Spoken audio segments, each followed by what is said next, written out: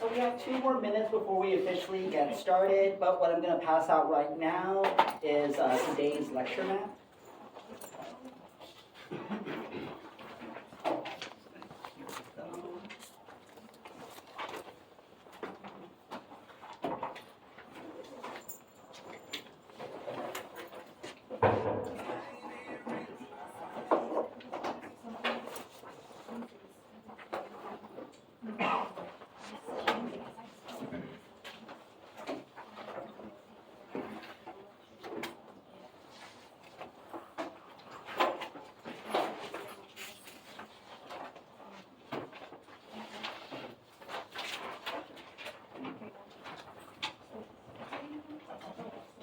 How are you doing, Mariana? Great. Okay. Hopefully that's genuine and not... No, I would not.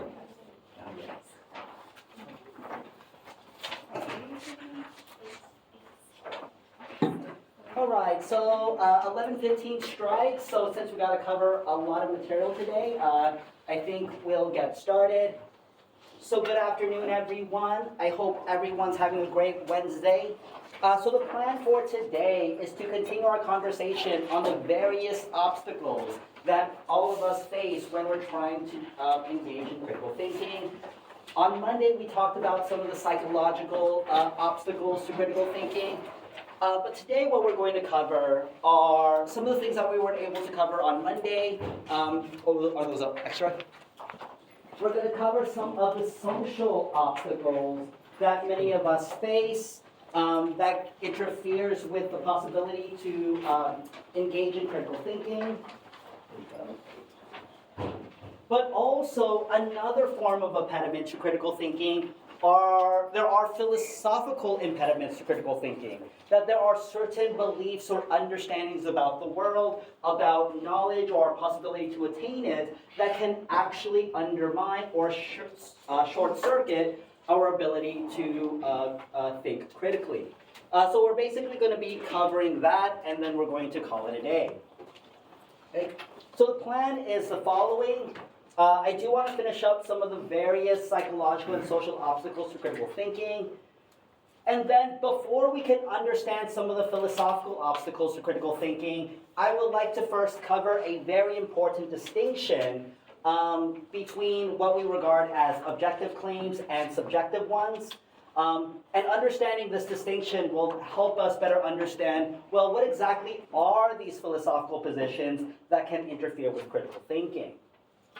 Okay. So before we get started, does anyone have any questions?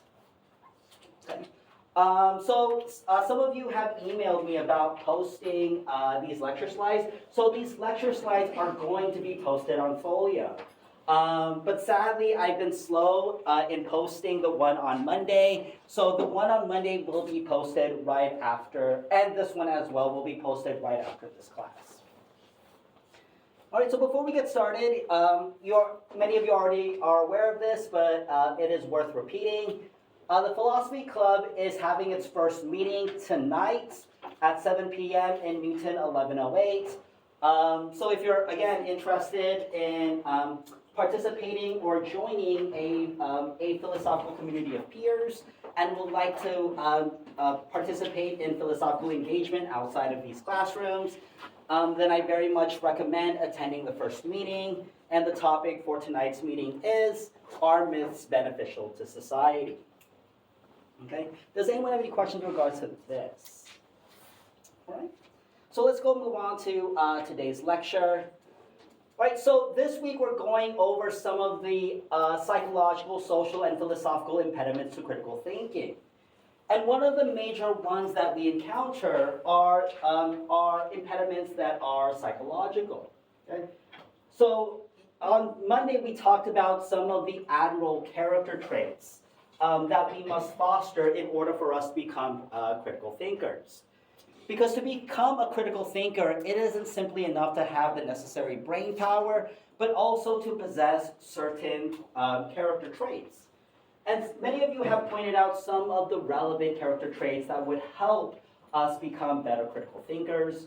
For example, some of you brought up the importance of open-mindedness, level-headedness, appreciation for information, appreciation or being open to the possibility that you're wrong, having self-confidence, but also having a sense of courage. Because again, doing critical thinking, examining your own beliefs, your own ideas, and opening up yourself to the possibility that you may be incorrect, the possibility that you might have to change your mind, is a kind of endeavor that requires a level of courage.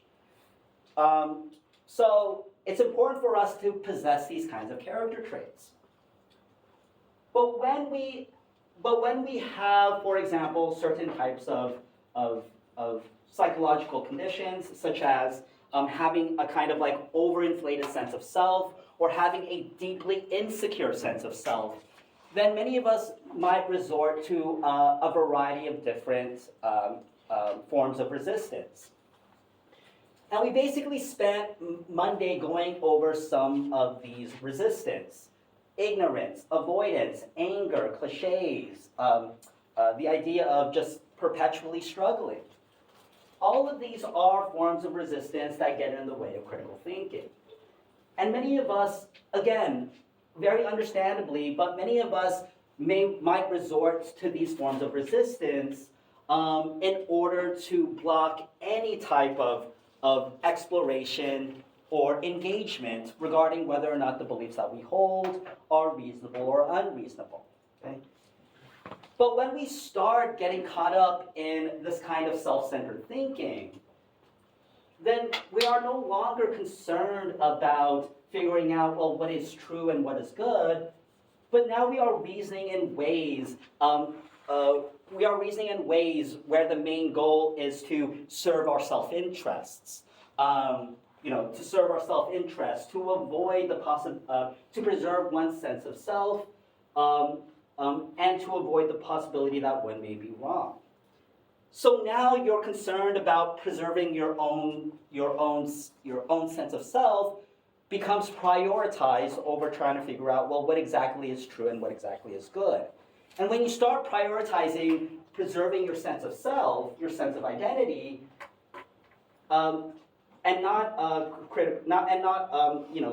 the exploration of what's true and what is good, then what you are doing is short-circuiting the possibility of critical thinking.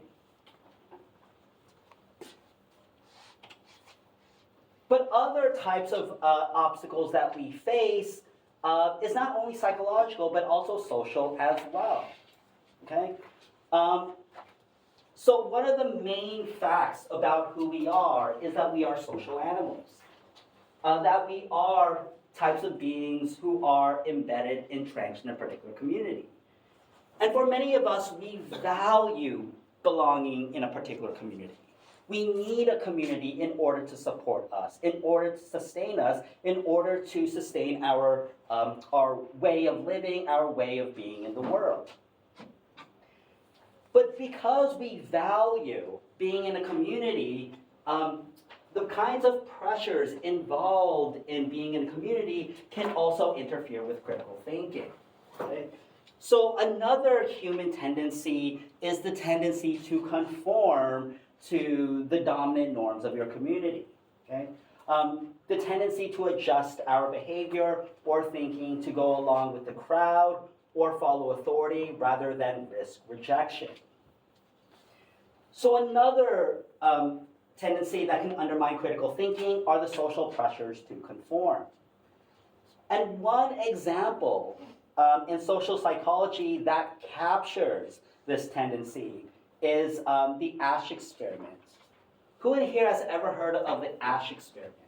Okay, good, Callie. What is, sorry to put you on the spot, but can you summarize what happens in the Asch experiment? Basically, like there's like a group of people who are all supposedly subjects of the experiment, but really only one is real, the others are acting. And like they're asked, like in the on the slide, which line is the longest?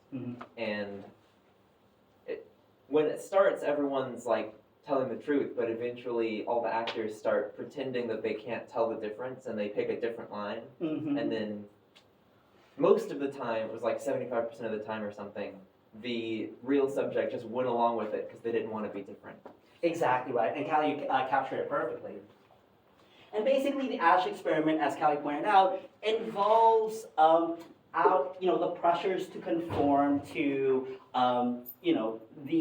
the popular belief, the popular way of thinking. And the experiment involves a subject within a group. And again, the other participants in the group are actually involved with the experimenter. But say, for example, the majority of the participants are saying, like, okay, this line resembles which line? Which line does this resemble? I know it's kind of hard to see. A, B, or C? C. Okay. But if everyone or the majority of the class kept up saying B or A, eventually, or at least studies have shown, eventually the person who is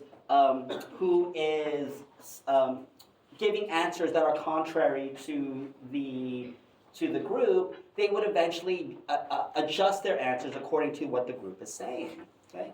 And again, it's a very understandable tendency. We want to be a part of a community, especially a community that we value. And we want to avoid being ostracized or excluded. So there is this kind of tendency to try to go along with the group. But going along with the group, even when you believe that what the group is saying is erroneous or wrong, is a kind of example of how critical thinking can be short-circuited. Okay? Our concern of conforming to the larger group. And another one really prominent social psychological experiment is the Milgram experiment. Who in here has ever heard of the Milgram experiment? Okay. I remember it. It was a group, like two groups separated, and it was like a prison experiment. And one set of people were the prisoners, and the one set were the police. And they're trying to see what the people who were the police would do with the authority to control other people. Good. Again, can I have you? Ace. Ace. Thank you, Ace. So Ace, you actually point out another really important social psychological experiment, the Stanford prison experiment. So that's very, very close, and it's very, very relevant to what we're talking about. But it basically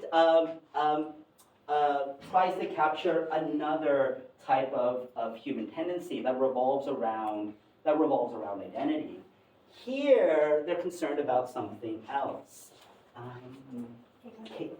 The Milgram experiment is seeing how far they'll go following authority. They have so the people, they're given like a test, and like they have to, so they give they're told they're giving electric shocks to a real person, and that person gives various wrong answers, and they play recordings of various like pain sounds, Mhm. and they continue to increase various voltages of electric shocks up to various fatal voltages, Mhm. and they continue to hear like various painful sounds and begging to stop, and then it eventually going dead silent. Yeah.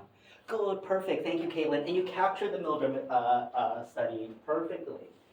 And basically, the Milgram study, as Caitlin pointed out, is a kind of study about, it's, the fake reasoning is, how punishment might be able to promote learning.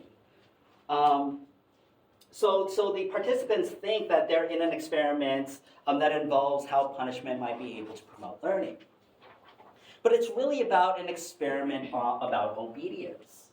And what is involved, as Caitlin pointed out, is that there is a subject who is supposed to be giving electric shocks to a subject who is answering the question, and if they answer the question wrong, then they get an electric shock. But the electric shock increases.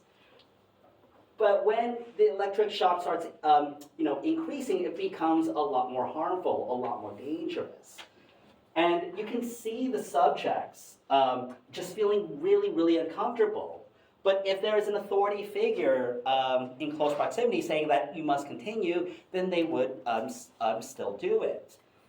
And many of the subjects would go as so far as applying electric shock that would be regarded as lethal. At one point, as Caitlin pointed out, they just stopped responding, but they would still increase the level, keep on giving the electric shock as they increase in the level of intensity to the point where it would be regarded as lethal. And what Milgram is concerned about is what are human beings capable of doing when they are trying to follow the orders of an authority figure. Because this experiment was inspired by what was going down in the 1940s about the Nazi regime and how many people were willing to do very, very, very heinous things simply because they were just following orders. And is anyone here taking Dr. Fry's Hannah Arendt's class? Oh, Abraham did. Nice. I hope Dr. Fry covers it, but one of the things that Hannah Arendt says or is concerned about is the banality of evil. And what she means by that is that when we think about the kinds of evil that happens in the world, definitely there involves a lot of deep malicious intent by really bad, evil actors. But a lot of the evil that happens in the world are just people who are just following their job. People who are just doing, just trying to do their work, following a routine. And it just makes, people just doing like regular everyday things, but what they're actually doing is something that is deeply heinous or leads to things that are deeply heinous, the banality of evil. And this is what the Milgram experiment tries to capture. This kind of authority bias where it makes people predisposed to believe, support, and obey those that they perceive as authority figures. Okay, and this is what Milgram says. When presenting the results of his experiment. Ordinary people simply doing their jobs and without any particular hostility on their part can become agents in a terribly destructive process. Moreover, even when the destructive effects of their work become patently clear and they are asked to carry out actions incompatible with fundamental standards of morality, relatively few people have the resources needed to resist. Okay? And a true monster of history, Adolf Hitler, once said, "What good fortune for those in power that people do not think." Okay? So again, understandable, but this kind of authority bias is also another form of short-circuiting critical thinking. And this is where also why critical thinking involves a level of courageousness. That oftentimes when we perceive or when we perceive something to be right, and with good reasons, and yet the authority or the dominant culture or the dominant community is seeing it the other way, in order to resist, or in order to make sure that one is conducting themselves in ways that are true and good, it requires a kind of defiance, a kind of resistance against the dominant norms. Okay. All right, and if we had more time, I was going to cover the robber's cave experiment, but it's also a really interesting experiment as well, where our involvement in certain groups can foster identities that may give our lives meaning. But if our identities involve, antagonizing out-groups, if our identity involves demonizing people who are outside of the group, then it can distort how you perceive the world. It can distort how you perceive others. You wouldn't be as open to other people or open to the perspectives of others if you have an identity that defines the other as being, inferior, that defines them as being subordinate, that defines them as being ignorant, and so forth. Okay. Again, you see this in politics. You see this all the time. But definitely, even how we conceive our collective identity, the collective identity in which we define ourselves, can also very much limit how we see the world and how we see others, and and whether or not we should take the perspective of others seriously. Okay. And again, this is all to capture this idea of groupthink. And groupthink can be contrary to critical thinking. And groupthink, or at least the way it has been defined by many, is the phenomenon of making irrational decisions due to the pressures to conform or avoid being ostracized. It is opting to conform with the consensus view that engage in critical thinking. And if anyone wants to have more information about this notion of groupthink and also these experiments, again, I'm going to post these on the on Folio, and you can check out those videos. Okay. Does anyone have any questions before we move on? Okay. All right. So those are now the social obstacles to critical thinking. And now what I would like to move on to, which I find to be, just because it's philosophy, especially interesting, are some of the philosophical impediments to critical thinking. Right? And these are some of the prominent philosophical ideas, that many people hold. But when we start thinking about them seriously, and if we really practice what these ideas are saying, what many philosophers argue is that if you take any of these philosophical beliefs seriously, what it does is actually undermine critical thinking. Okay?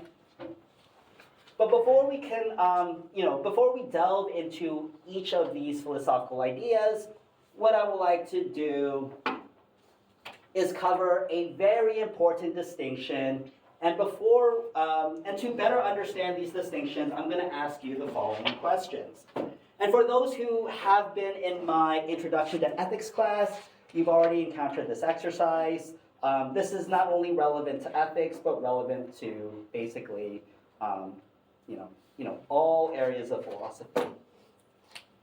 All right, so consider the following questions.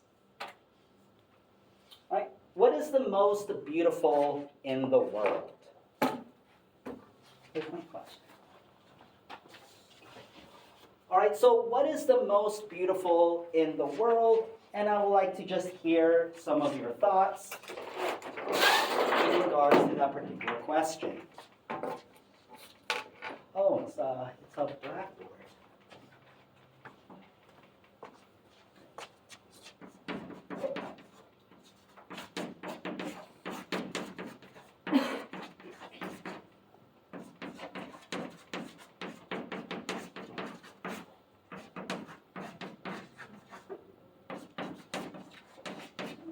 Okay, what is the most beautiful in the world?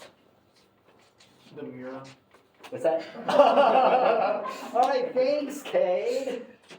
All right, so Cade is whatever he sees whenever he looks at the mirror. So I'll write himself.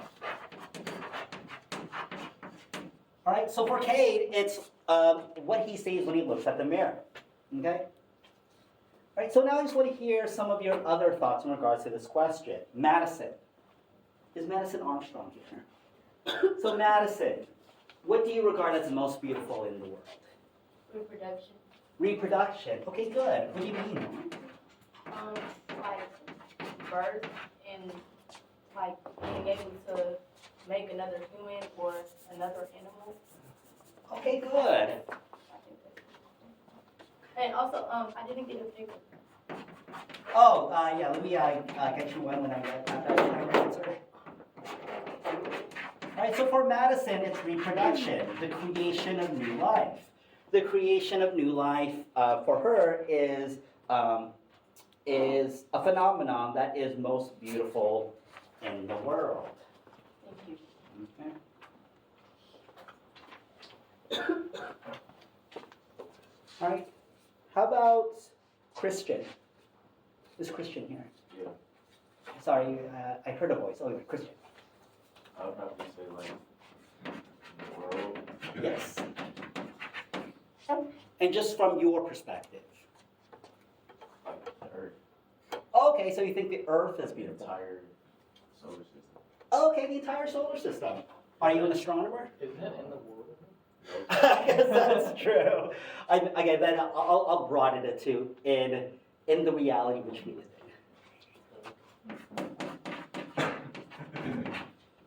That's critical thinking right there. All right, thanks, Christian. Okay, so for Christian, it's the entire Earth, it's the solar system, and definitely when you do look at pictures of galaxies, of nebulas, and so forth, it is actually really, really beautiful. It is actually gorgeous. It's very artistic. All right, and Jaden, is Jaden here? So Jaden, what do you regard as the most beautiful in the world? Probably nature. Nature, okay, good. Is there any part of nature do you find especially beautiful? Like, are you a beach person, a mountain person? Mountains, okay.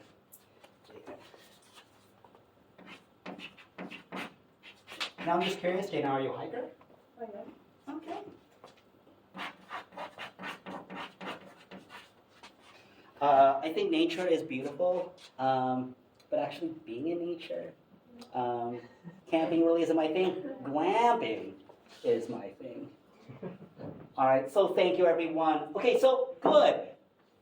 Based on this one singular question, you get a variety of answers. For Cade, what is the most beautiful in the world when he looks in the mirror? For Madison, it's reproduction. For Christian, it's the solar system. And for Jaden, it's nature. Okay? So one singular question has produced a variety of answers. Okay? Another question I would like to ask everyone in this classroom is,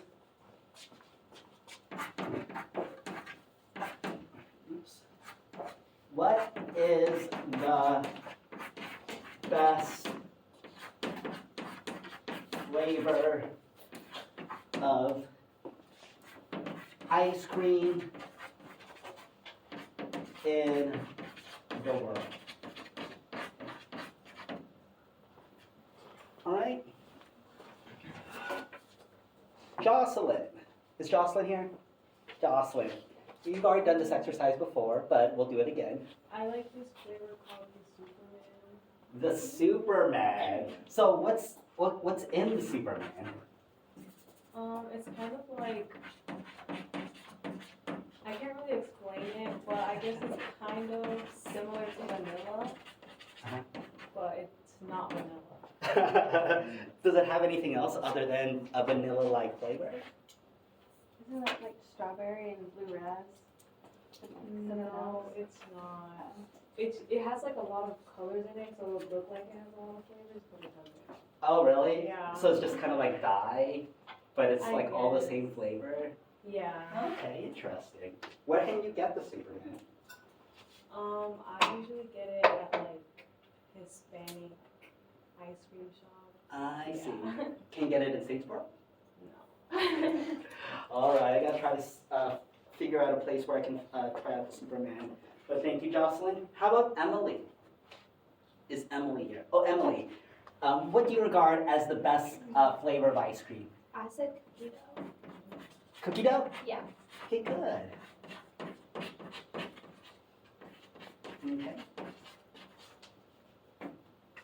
All right, thank you, Emily. And Brady. Is Brady here? So what do you regard as the best flavor of ice cream? So, I like it as a certain brand, but it's dark chocolate. So instead of milk chocolate, it's very dark chocolate flavor. It is dark chocolate. Okay, good. All right, thanks, Brady.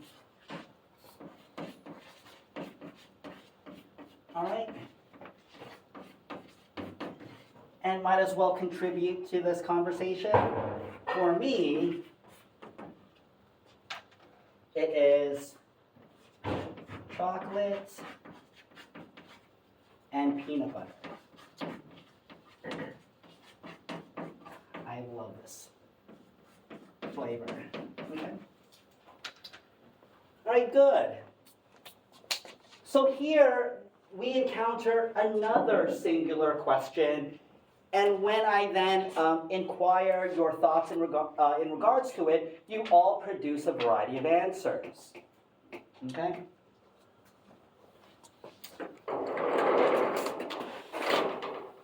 But now, what if I ask the question, between 1 to 10, what number is on the next slide? Okay? Abraham, what number, between 1 to 10, what is the number on the next slide? I don't know. I haven't seen the next slide. Yeah, you know, trying your best to like guess what it is. What do you think it is? Almost 7. 7? Okay, Abraham. Abraham says 7. Is Brooklyn here? No. Anika. Is Anika here? No. Al. I know Al's here. 2? Okay, so Al says 2. Sydney. Sydney, what do you think? 5. 5? Okay, thank you. Sydney says 5. Justin. Where's Justin? 8? Okay, good. Thanks, Justin. So Justin says 8. I might need correction when I say this name. Brighton? Yeah. Brighton? Okay. Brighton, what do you think? What's that? Pie. Pi? Is pi a number? Oh, pi is a number. 3.14, blah, blah, blah, It blah. can't fit on there though. It's a professional. I guess it is between 1 to 10. If you use the symbol, which Yeah, but you represents the said whole thing. no. Oh, pi is a number. Yeah, but It's a representation of a number or symbol that refers to another. Do you want whole numbers or do you want Numbers or digits? Oh, I want actually whole numbers, but it's okay. I did not specify it. Infinite number of answers. Okay, all right, one more. Faith. 6. Where's Faith? 6? All right, thanks, Faith. And the answer is 6. Okay? Knew it. Did you really know it? All right, so Faith, do you like chocolate? Huh? Okay. I always like to give the student who answered the correct, that's why I kept on going. You like, well, I'll let you choose. And grab as much as you want. Okay. Does anyone else want any chocolate, since I have already grabbed some? No. Okay. I mean, there's also dark chocolate here. I would like one. You like one? Here you go. Thank you. Go. Does anyone want anything else? It's good. High quality. It's Ghirardelli's. Caramel. Intense strawberry. Okay. Did you want one? They are good, but I'm okay. Okay. All right. If anyone wants any, it's totally okay to ask me at the end of class. And the answer is 6. Okay? And I asked 3 questions. Okay? And each of the questions have produced a plurality of answers. But what is the difference between the first 2 questions I've asked and this question that I asked? Everybody's answer was different for the first 2, and the last one had a set answer. It had what? A set answer. It had a set answer. Okay? But didn't we also produce different answers for this one as well? So what exactly is the difference? I mean, in some ways, you're touching on it, Madison, right? Mhm. But what exactly is the difference between the first 2 and the third one? One was like personal, and the last one was like a guess. Okay, so good. So one involves personal, and the other is a guess. But definitely the answers that students were giving, I mean, in some ways they were personal in the sense that they were trying to share, at least from their own standpoint, what is the answer. So I think that's a good answer. In a lot of ways, you're touching on what exactly is the difference. But there's a bit more involved. The first 2 were like opinions, and the third one was like a fact. It's going to be a certain number. There's a correct answer. Okay, good, perfect, Nick, right? Yeah. Good, and Nick basically captured it. Okay, the first 2 answers produced a variety of different. The first 2 questions provided a variety of different answers, but it seems inappropriate of us to say that certain answers are more correct than others.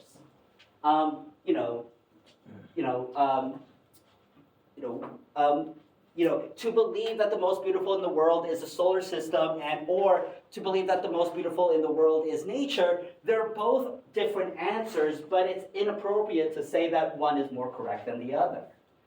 It is incorrect to say that Jocelyn is wrong in thinking that the flavor Superman is the best flavor of ice cream, and what is the superior answer is chocolate and peanut butter ice cream. The kinds of answers given to the first 2 questions doesn't necessarily have a right or wrong answer. But in regards to the third question, as Nick pointed out, there is a correct answer. And this is what Madison meant by, there's a set answer. There's an objective answer to this question. Okay? Abraham said 2. I can't recall what we got. She said, or 7. Others have said 8. Others said 2. Brighton says pi. All of these are answers spoken from a particular perspective. But we don't say that they're just different. We say that some answers are wrong, but there is only right answer, and that is the answer given by faith. That the answer is 6. Okay? So this is a really important distinction when we start thinking about the philosophical impediments to critical thinking. Okay? So there are different types of claims. There are subjective claims. And a subjective claim is a claim whose truth or falsity simply depends on whether people think it is true or false. Okay? So basically, this is what we mean by mere opinion, mere preference, mere feelings. Okay? When we give a subjective claim, we're not making a claim about the world. We're basically making a statement about how we feel, about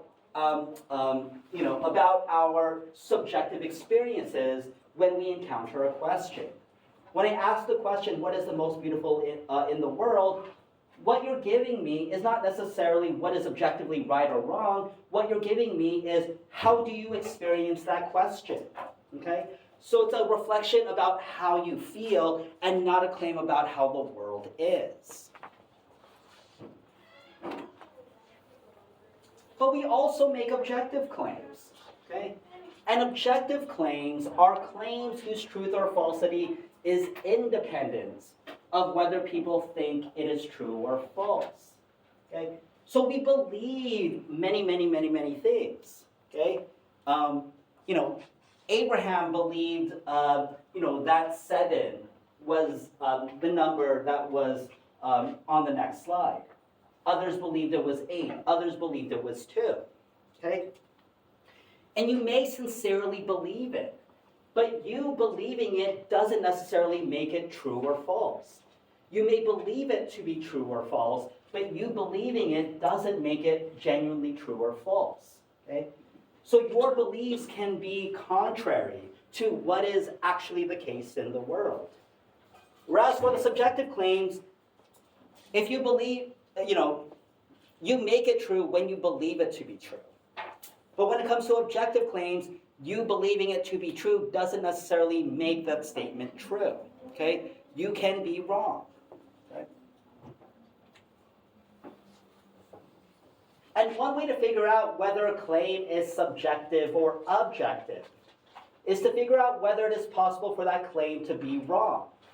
If it can be wrong, then that means it's an objective claim. So if we're going to try to figure out whether or not a claim is objective, you just have to think about, is it possible to be right or wrong when we're thinking about this claim, or when we're interrogating this claim? If it's possible for the claim to be wrong, then we would say it's an objective claim. Okay? Does anyone have any questions so far? Does this all make sense? Okay.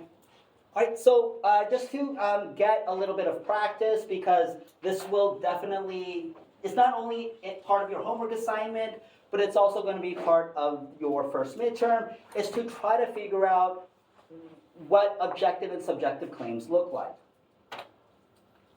So now we're just going to go over a variety of claims, and you let me know whether or not it's objective or subjective. 5 plus 4 equals 9. Is that objective or subjective? It's objective, okay? It's objective because there is a right or wrong in regards to the claim that's being made. Okay? The Eiffel Tower is located in Detroit, Michigan.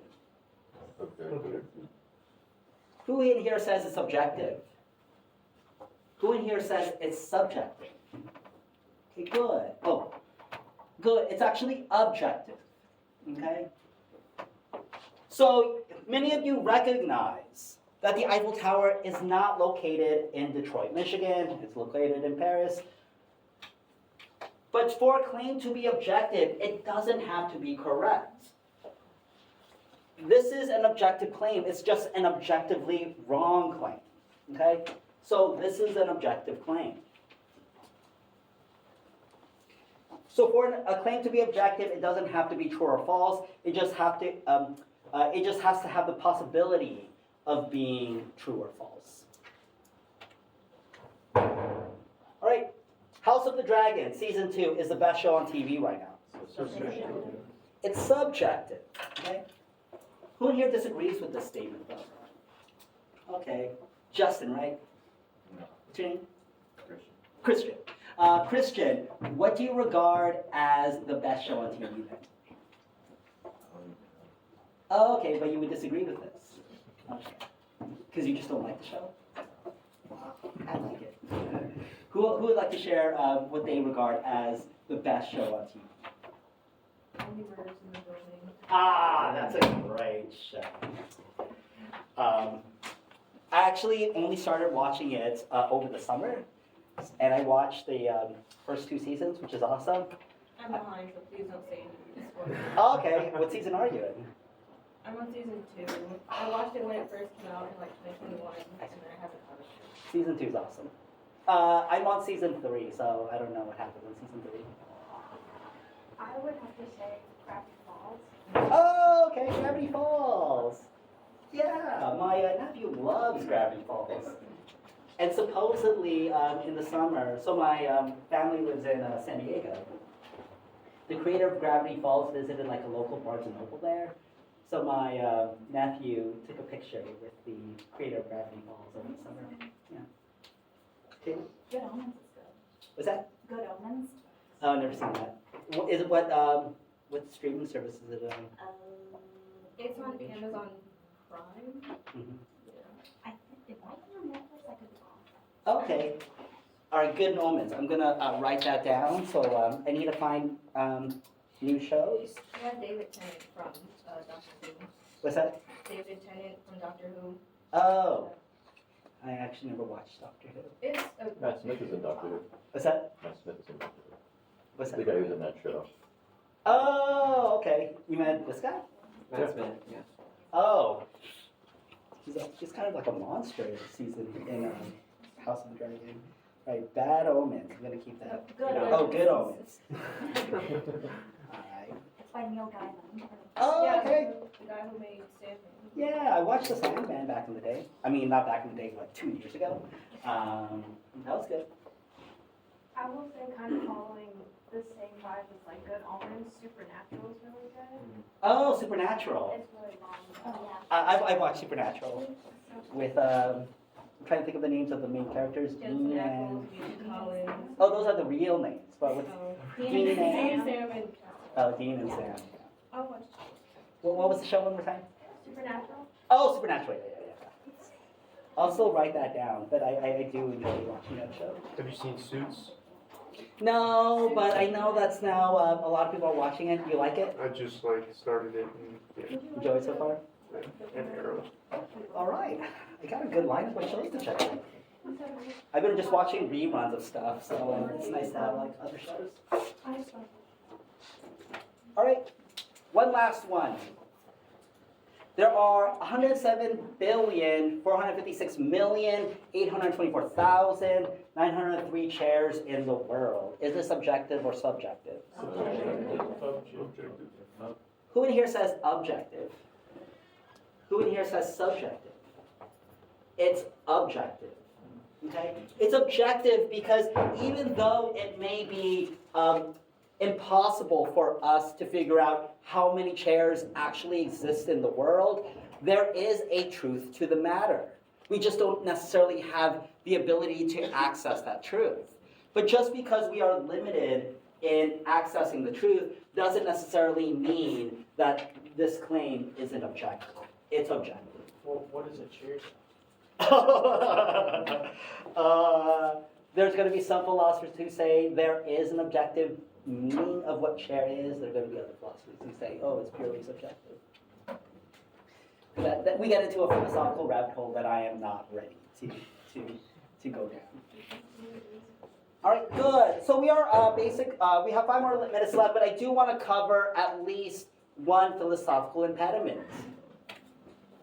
And one of the major philosophical impediments to critical thinking is a very prominent philosophical position that's called subjectivist relativism. Okay?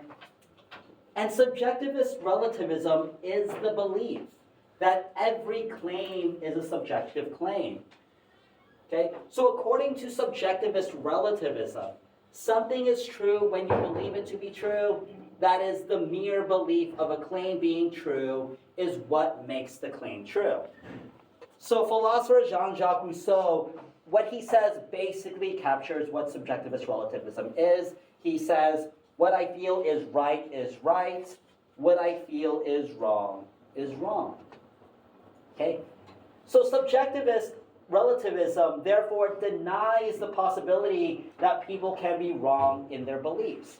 If you believe it to be true, then it's automatically true. If you believe it to be false, it is automatically false. So basically, you cannot be wrong in what you believe because what you believe automatically means something true. Okay? But if you think people cannot be wrong about their beliefs, subjective relativism makes critical thinking unnecessary. If we can't be wrong about our beliefs, then there's no point in doing critical thinking. Because the whole point of critical thinking is to try to figure out what is the most reasonable belief. What is the belief that closely resembles what is true and what is good? But if whatever you believe automatically makes something reasonable, what you believe automatically makes something right, then there is no point in doing critical thinking. Okay? And even though this is a very, very, very, very prominent philosophical position, and maybe some of you in this room hold onto some form of subjectivist relativism, you know, when we say that, oh, I have my truths, you have your truths, okay? I have my facts, and there are alternative facts, okay? Some of you may hold this belief, okay? But many philosophers argue that if we really do take this belief seriously, then it then it undermines the possibility of doing critical thinking, okay? Because for one, what it implies is that human beings are infallible. They cannot be wrong, okay? You cannot be wrong about your beliefs, okay? But that just seems to be obviously incorrect. One of the more basic things about who we are is that we are fallible human beings, that we are prone to make mistakes, that we are prone to perceive the world in an incorrect way. So subjectivist relativism just seems to be false, okay? Because it denies our fallibility. And the other one, and another problem with subjectivist relativism, is that it seems to be self-defeating. If we say that all truth is relative, and if that claim is true, okay, then if we say that all truth is relative and this claim is true, that means this claim is also false. Because if you say that the claim that all truth is relative is true objectively, then it undermines what the claim is actually saying. Okay? So it's self-defeating. It's contradictory.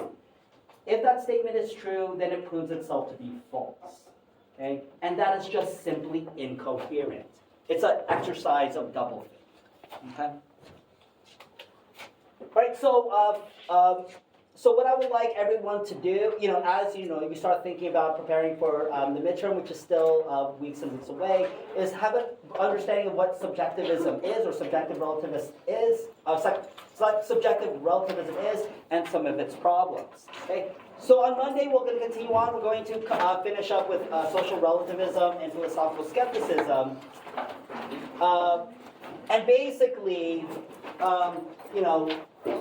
this is all of the things that you should know for today. And if you have any questions in regards to any of these things, please do not hesitate to visit me during my office hours.